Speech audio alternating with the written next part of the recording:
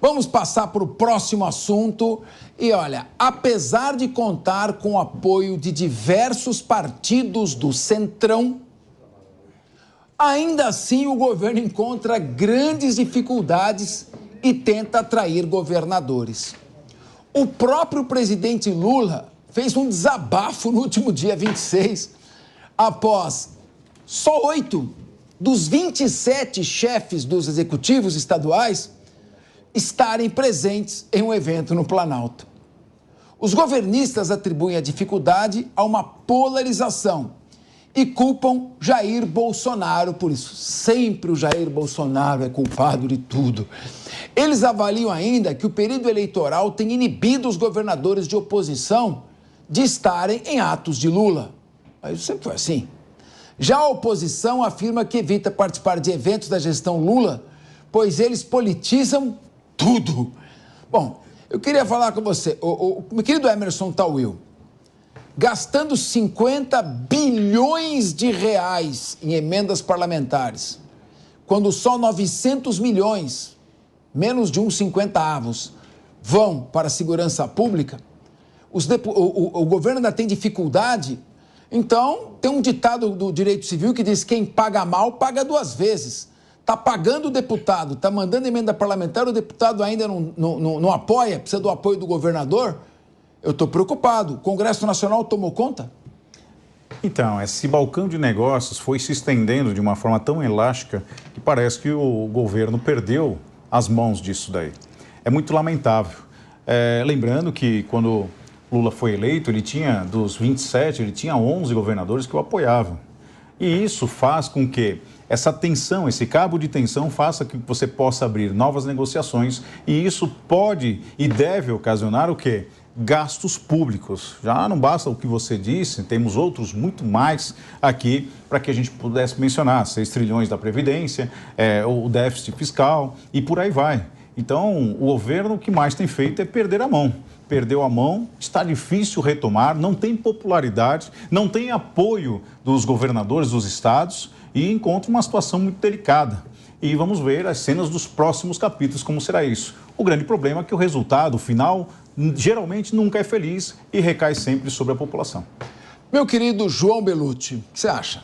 Veja, Capês, o Lula, ele culpa o Bolsonaro por essa questão, mas poucas pessoas politizam tanto as questões quanto o próprio Lula. O Lula politiza absolutamente tudo, e esse é o motivo pelo qual os governadores estão evitando estar no palanque com ele. Nós tivemos recente, o Tarcísio foi num palanque, que era aquela construção do túnel ali na Baixada Santista, e o Lula já falou disso: eu não vejo diferença e tal, politizou o tema, era para tratar exclusivamente da questão da passagem, Guarulhos-Santos, se não me engano. Ele foi lá e politizou o tema, e o Tarcísio foi muito criticado por isso e agora já está evitando ir porque ele teve que pagar esse pedágio, vamos colocar dessa forma.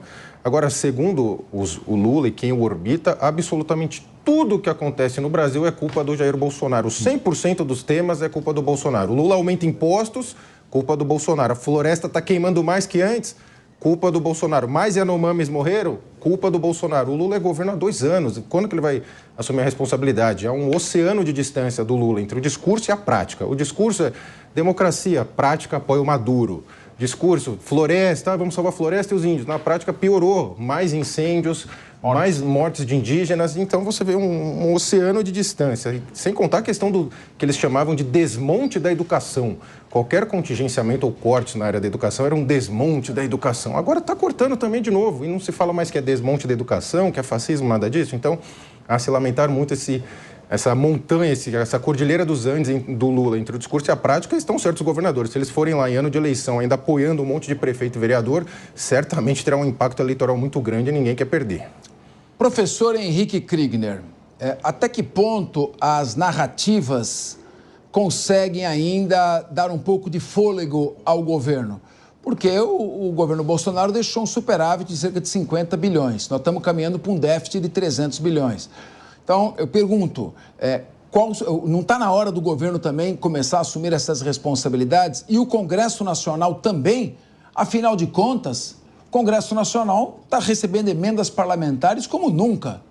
E não quer dar um voto de confiança, não digo para o governo, mas para o país, cumprindo o seu dever?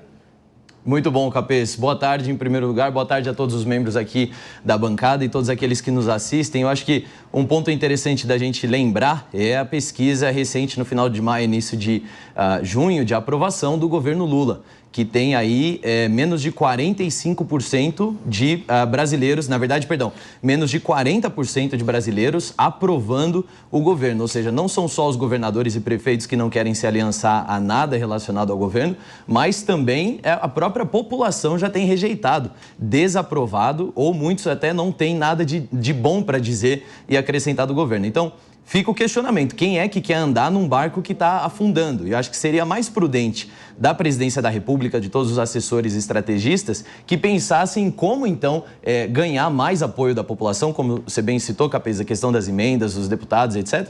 Mas como é que a gente pode fazer, então, projetos de verdade que impactem a vida dos brasileiros e saiam, como foi o ponto aqui colocado pelo Bellucci, saiam do discurso eleitoral de 2022, que esquecem muitas vezes de avisar o Lula que a eleição de 2022 já acabou.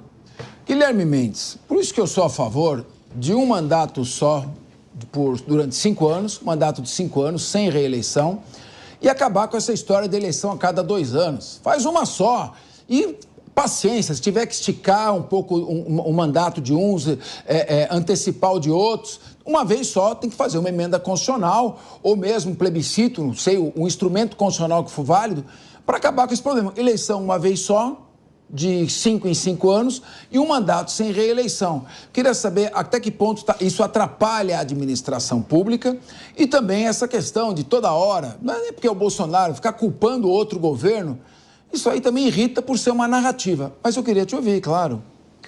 Capês, a culpa de outro governo, do governo antecessor, é uma prática na política desde sempre. Isso não é uma primazia do presidente Lula, também da mesma forma não foi do presidente Bolsonaro. Sempre aquele que chega, diz que encontrou terra arrasada, que não tinha o que fazer, que agora pede paciência para a população até colocar a casa em ordem, que normalmente a paciência é o primeiro mandato, e aí no segundo mandato ele diz que de fato agora, depois que eu arrumei a casa, eu tenho condição de fazer o que a gente veio aqui para fazer, enfim. Então esse é o discurso da maioria dos políticos. Agora, respondendo objetivamente a sua questão, acho que de fato pode sim prejudicar a população e prejudicar as políticas públicas, na medida em que os entes da federação, seja o presidente da República, seja os governadores, sejam os governadores e os prefeitos, eles têm que, em algumas áreas, dialogar e têm que fazer cooperação, têm que fazer parceria. De modo que as preferências políticas, de um lado ou de outro, não devem estar acima do interesse público. Muitas vezes, aqui a gente está citando, e com muita propriedade, determinados eventos que viram palanques políticos. E volto a dizer, isso também não é uma primazia do presidente Lula. Nós vimos o que aconteceu agora aqui recentemente numa convenção no final de semana. Isso vem acontecendo desde que os candidatos passaram a estar em campanha durante o tempo todo. Mal vence a eleição, ele continua fazendo campanha. Isso é uma escola lá americana chamada Donald Trump, que depois de ter vencido e depois de ter perdido, não parou sequer um dia de fazer campanha. Só que tem uma diferença, o Trump lá pode ser candidato, o presidente Jair Bolsonaro não pode. Então essa é uma questão muito interessante a ser analisada. Quer dizer, essa discussão, esse fomento a determinada cisão com aliados e com inimigos, vamos usar um termo mais forte, mas opositores, atende a quem? Atende a quê? Esse é um ponto a se refletir. E se um governador não quer estar junto ao presidente da República porque acha que determinado evento vai servir como palanque político, não vejo problema algum. Agora, se a ausência do governador ou se a falta de participação do seu estado impacta uma política pública ou impacta a população, aí sim nós temos um problema.